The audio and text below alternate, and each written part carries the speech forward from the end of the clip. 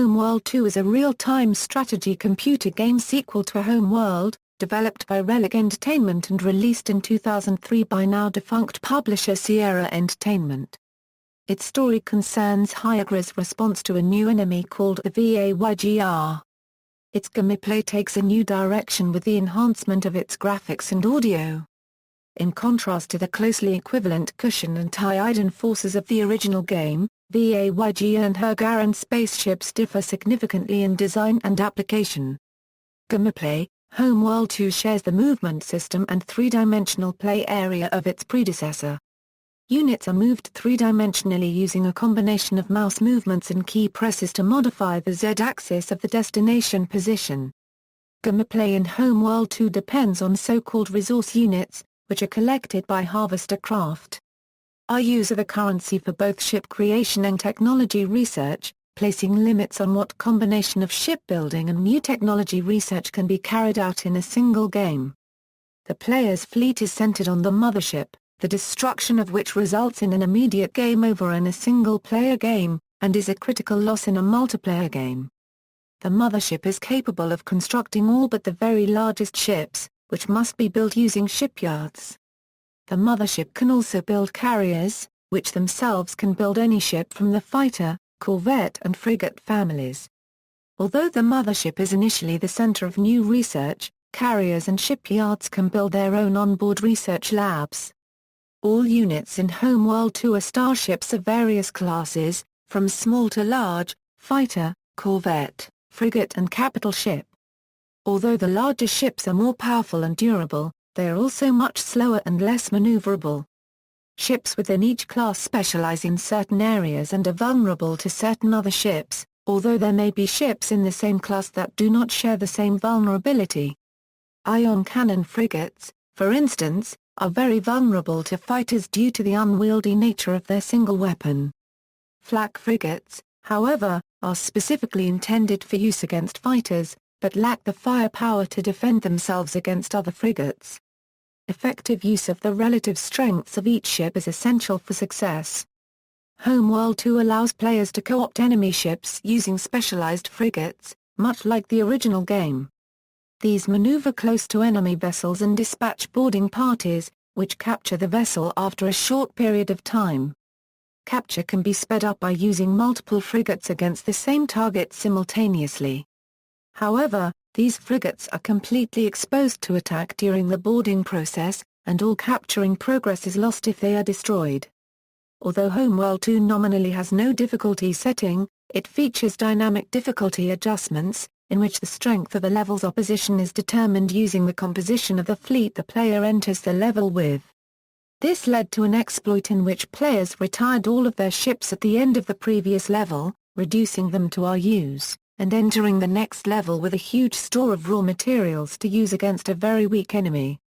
The game also codifies the support caps introduced in Homeworld, and explained in Homeworld, Cataclysm, by placing overall limits on how many ships of each class the player may control at once. Mission objectives in the single-player game are primarily achieved by destroying key enemy elements, capturing particular targets, protecting certain units for a particular amount of time, or towing an object back to the mothership. In addition to the storyline objectives, a significant portion of the missions require the destruction of all enemy units. Multiplayer Homeworld 2 can be played online with 5 other players. Plot: Homeworld 2 continues the struggle of the Hiigarans and their leader Kuran Shet. While in the original game the player could select either the Kushan or Taiidan races, in the sequel the Kushan are established as the canonical protagonists. During the events of the original game, the Kushan race of the planet Karak discovered the wreckage of the Kartoba, an interstellar transport, in the Great Desert. Inside, they found an ancient hyperspace core, and a galactic map etched on a piece of stone that showed that the Kushan had been transplanted to Karak long ago, and pointed the way to their long-lost homeworld, Hiigara. The Kushan built an enormous self-sufficient mothership, powered by the hyperspace core from the Kartoba, to carry 600,000 people across the galaxy to Hiigara. Throughout their journey, the Kushan battled the forces of the Taiidan Empire, which had exiled them, and endured numerous other hardships along the way. with the aid of the Bintuzi, a powerful and enigmatic race of traders, the Kushan reached Hiigara and destroyed the Taiidan emperor, laying claim to their homeworld. The story continues that the hyperspace core found in the Kartoba was the second of only 3 known to exist in the galaxy, left behind by an ancient race known as the progenitors. The first core was possessed by the Bintuzi. The third was lost until approximately 100 years after the exiles reclaimed Hiigara, found by a Vaygr warlord named Makan. With his massive flagship empowered by the third core, Makan began a campaign of conquest, seizing control of the remnants of the Taiidan Empire and surrounding star systems, and as of the beginning of Homeworld 2 began attempts to capture Hiigara. The story states that religious beings of the galaxy consider the discovery of the third core to announce the end times, during which Sajuk, thought to be an immensely powerful being, will return. Makan believes himself to be the Sajuk Ka, a messianic figure that will unite the 3 cores and herald the return of Sajuk. The game begins with the commissioning of a new mothership, the Pride of Hiigara, at the Great Derelict at Tanis. The Pride of Hiigara is similar in shape and design to the original mothership and commanded by Karanshet, as in the original game. The ship is attacked by the Vaygr during the final stages of construction, but escapes to rally the Hiigaran fleet. Makan's fleet lays siege to Hiigara, and the warlord offers a deal to the Hiigarans: if they surrender the second core to him, he will spare their homeworld. The Bintuzi inform the Hiigarans that they must find Balkora Gate, left behind by the progenitors, behind which is something essential for stopping either the Vaygr threat, the end times, or both. The Hiigarans find a progenitor dreadnought in the wreckage of a massive vessel, and find that it is required to unlock Balkora Gate. The great harbour ship of Bentus, last of the Bintuzi, sacrifices itself after being ambushed in a progenitor AI attack, leaving its core for the Hiigarans to claim in order to stop Makan. But the warlord learns of the Balkora Gate as well, and the game's penultimate mission takes place on the other side, where Hiigarans and Vaygr alike discover that Sajuk is in fact a mothership-sized progenitor starship, with sockets for the 3 hyperspace cores. The Hiigaran fleet engages Makan's flagship and destroys it, claiming the third core from the wreckage. With all 3 cores, the Hiigarans reactivate Sajuk, abandoning the Pride of Hiigara, and bring it back to Hiigara to break the Vaygr siege, destroying the Vaygr's planet-killer weapons and saving Hiigara from destruction. Sajuk is later found to be the key to a galaxy-wide network of hyperspace gates, ushering in a new age of trade and prosperity for all civilized races in the galaxy, the age of Karanshet, the true Sajuk Ka. Characters Like the original Homeworld, there are only a handful of individual characters with a prominent place in the narrative: Karanshet, the main protagonist, the scientist who volunteered to become the living core of the mothership during the original game, returns once again as fleet command on the Pride of Hiigara to lead the Hiigaran fleet against the Vaygr. She is voiced by Jennifer Dawn Graveness, taking over for Heidi Ernest.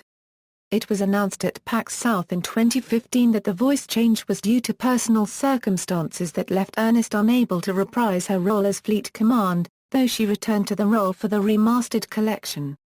Fleet Intelligence: much like in the original game, Fleet Intelligence is a male character who analyzes sensor data and generates mission objectives during the single-player campaign. Also like in the original game, he is not heard in multiplayer. He is voiced by Eli Gabay in the original release. Michael Sunkuk, the voice of Fleet Intelligence in the first game, returned to the role for the remastered edition in 2015. Captain Soban, commander of the Ferran Shah fleet that aids in the defense of the Pride of Hiigara during a Vaygr attack. Captain Elohim, commander of a Kiaith Nabil shipyard that eventually joins the mothership fleet. Makan, the main antagonist. Makan is a warlord of the Vaygr and ruler of an interstellar domain that includes the remnants of the Taiidan Empire. He believes himself to be the Sajuk Ka, the chosen one who will unite the 3 cores and bring about the return of Sajuk. Unlike the Taiidan Emperor in the original Homeworld, Makan is a battle-hardened warlord and brilliant strategist. He is voiced by Mark Oliver. Factions: There are four major factions in the storyline of Homeworld 2, the Hiigarans, the Vaygr, the Bintuzi, and the Progenitor. However, only two, the Hiigarans and Vaygr, are playable. Hiigarans. The Hiigarans are the playable race in the single-player game. Their story began in the original Homeworld as a number of Kushan clans on a desert planet called Karak. They detected a large metal formation in the Great Desert after a deep space scanning satellite encountered an error in its propulsion system, which turned it around and scanned the planet's Great Desert. It was revealed to be an ancient spaceship, turned into a city, known as the Kartoba. Inside was a stone with a galactic map and the text, Hiigara, which, despite other linguistic drifts, still meant home in every dialect on Karak. The discovery of the stone served as a powerful enough symbol to end all wars and unite the entire global population into an effort to travel into space to discover their origins. The technology discovered allowed the Kushan to build a massive mothership which took 60 years, according to the opening cutscene. However, no computer was powerful enough to command the mothership, as there would be too much data to be processed at any one time. A young scientist named Karan Shet volunteered to become the living core of the mothership after creating the technology to neurologically link her brain to the mothership systems. Within the Kartoba was one of the three known hyperspace cores, which allowed the mothership to perform its hyperspace jumps. After generations in exile and a perilous journey across known and unknown space, the Kushan Hiigarans fought their way to Hiigara, reclaimed their homeworld, and became a well-established nation controlling much of the inner ring of the galaxy. During the game it is learned that the Kushan were the exiles of the Hiigaran Empire, which had historically spanned throughout a great area of space within the galactic core. However, the Taiidan Emperor believed the Hiigaran expanse was too great, and thus under duress forced them into exile. The Hiigaran refugees fled to Karak, secretly taking their hyperspace core with them. However, the true test for the Hiigarans may not be the new threat of the warring Vaygr, but a prophecy that Sajaga he whose hand shapes what is a will return and herald the coming of the end time. The Hiigarans, as always, are divided on religious lines. A number of apocalyptic sects see portents of doom everywhere. To them, the rumor that their enemies the Vaygr are the Sajuk the Chosen One is a dire omen and proof of Sajuk's anger. In Homeworld 2, a new mothership has been created, named the Pride of Hiigara. Karan Shet must once again prepare for war. Shortly after the Pride of Hiigara was built, the Vaygr attacked in order to destroy it. The Pride of Hiigara escaped with its hyperspace core newly installed. The main storyline picks up from this point. The Pride of Hiigara has the same role as the mothership did in the original Homeworld, although it now bears a more militaristic look in keeping with its new role. While the old Kushan mothership was the heart and soul of the Kushan people during their Great Migration, the Pride of Hiigara is the flagship of their space navy. It is the mobile base from which all the crews and resources are ultimately derived. It is the only vessel that cannot be manufactured or replaced. Vaygr. The Vaygr are a warrior clan originally from Vay, an isolated planet in the eastern fringes of the galaxy. The discovery of early and inefficient hyperdrives enabled these warriors to travel and raid widely across their sector of space. Always a nomadic race, the strongest warlords brought groups together into crusades. A Vaygr crusade is entirely independent. The build capacity of their motherships combined with the resource harvesting of their individual craft enable them to live self-sufficiently in space. Communication between separate Vaygr crusades is minimal. Over the centuries, the Vaygr have integrated many separate races, civilizations and technologies including, as is learned from the opening scenes of the game, what remains of the Taiidan Empire. The planet Vay is now forgotten. The name they take is its only living reminder.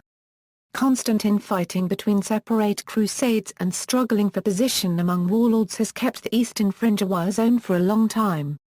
However, under the guidance of the warlord Makan, the various Vaygr tribes have formed into a cohesive force. While still operating independently, the overall strategic aims of the Vaygr have been coordinated and focused by Makan, a master strategist. Homeworld 2 opens with a massive Vaygr invasion of Hiigaran territory. However, by the end of the single-player campaign, Kushan was destroyed at Balkora and the main invasion force defeated in the siege of Hiigara. It is not clear if remnants of the Vaygr continue to exist in the Outer Rims. Benjusi. The Benjusi are an enigmatic race of highly advanced, nomadic traders. Calling themselves the Unbound, the Benjusi have no known leader and are all cybernetically integrated into their ships. The Benjusi are a very ancient, wise race who do not claim any planet for themselves, instead opting to live exclusively among the stars. It would probably be impossible for the Benjusi to even survive outside of their ships, since they are physically connected to them. The Benjusi are one of the 3 races to possess hyperspace cores, along with the Vaygr and the Hiigarans. They made their debut in the original Homeworld and traded the Hiigarans the ion cannon technology. They also brought the Galactic Council to Hiigara to persuade the Taiidan to allow the Hiigarans to have their homeworld again. The Benjusi were instrumental in revealing the history of the Hiigarans.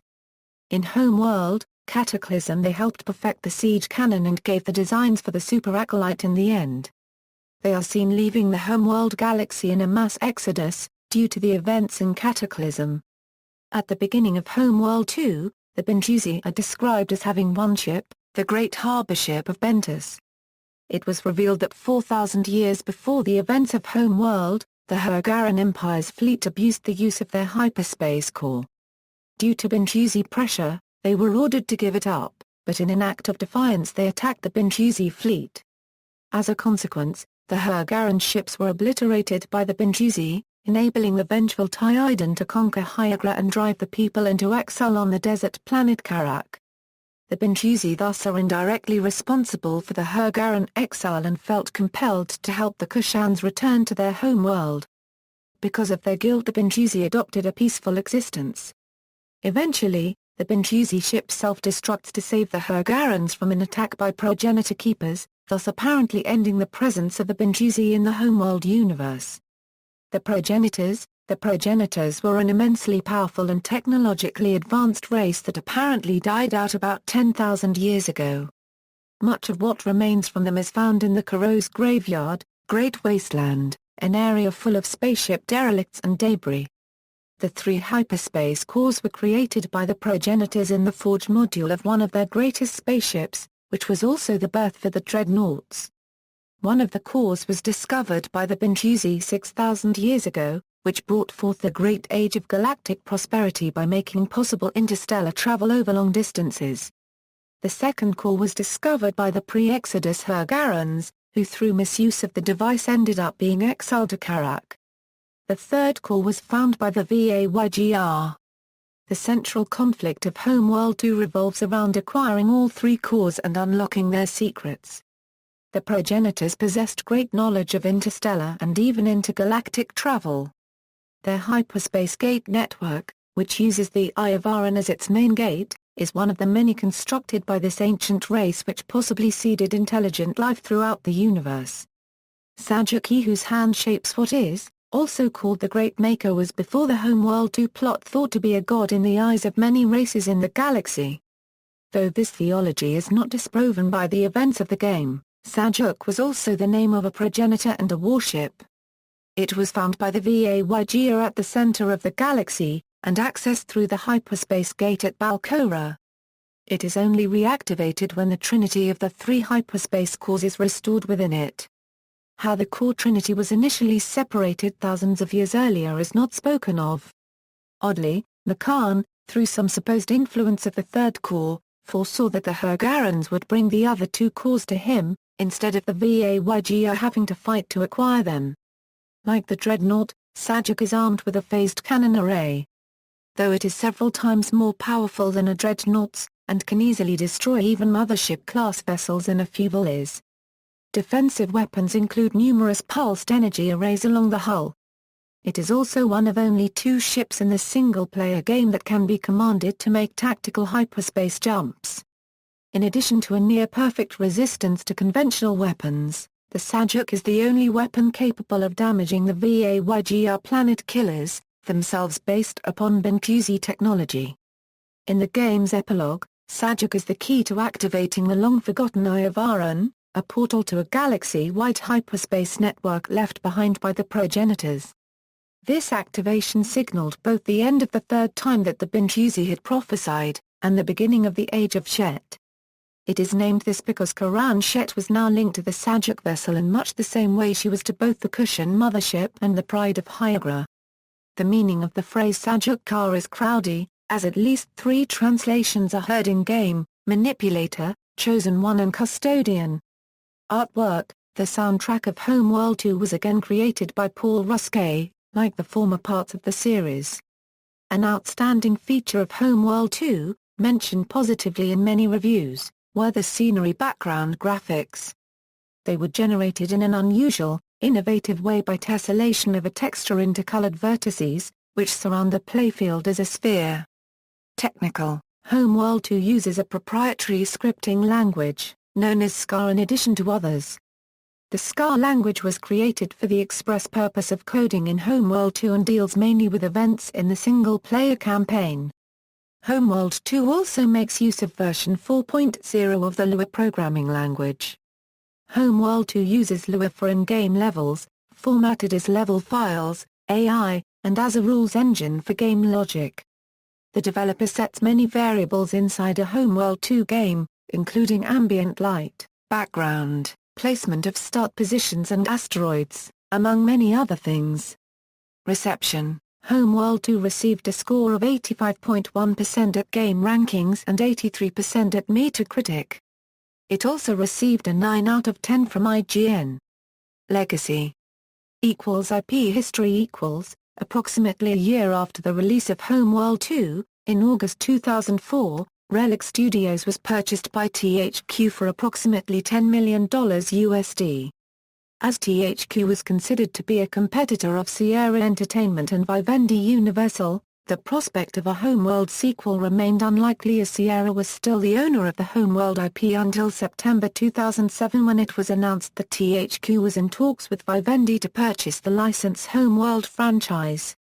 In November 2007, THQ finally confirmed that it had acquired the license for the Homeworld franchise but didn't confirm a sequel, maintaining that it had no comments on future games from THQ based on Homeworld. However, Eurogamer reported in November 2008 that Relic was definitely looking at creating Homeworld 3. Warhammer 40,000: Dawn of War 2 lead designer Johnny Ebert commented that "We're really happy the IP has made its way home, and yeah, we're definitely looking at it. We'll see what happens in the future."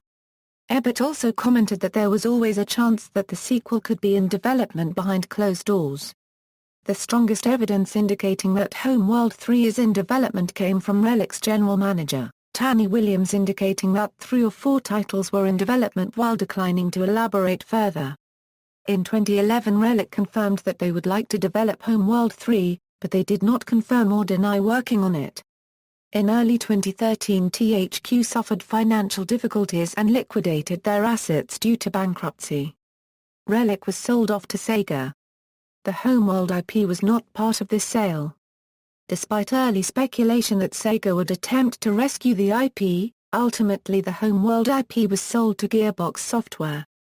Gearbox announced that their initial plans would be to bring the existing Homeworld games to multiple digital sales platforms, but also created a forum on their website specifically asking for fan ideas about how the series should proceed. Blackbird Interactive, a newer developer made up of many of the designers of the original Homeworld, later offered their support of Gearbox's purchase of the IP. Recently, Blackbird Interactive announced the creation of their game, Shipbreakers. Originally, the game developers focused on a game that carried the essence of Homeworld, but not directly related. However, Gearbox recently made an arrangement with Blackbird to rebrand Shipbreakers into Homeworld, Shipbreakers, officially tying the game as part of the Homeworld universe. However, rather focusing on a true sequel, the game focuses on the past. It's a prequel. Remake. On July 19, 2013 Gearbox announced the release of Homeworld HD and Homeworld 2 HD remakes, along with the original versions of the games, for 2014. In March 2014, Homeworld HD was renamed to Homeworld Remastered Collection. After missing the original deadline in 2014, Homeworld Remastered Collection was released on February 25, 2015. The collection includes the original and remastered versions of Homeworld and Homeworld 2. The remastered versions are both built on the Homeworld 2 engine and have high-resolution textures and models, new graphical effects, recreated cinematic scenes, and support for HD, Ultra HD and 4K resolutions. Multiplayer for both games has been combined into one centralized mode. The Homeworld Remastered Collection was released on February 25, 2015. Aspyr Media released the Homeworld Remastered Collection for OS X via the Mac App Store on August 6, 2015. References.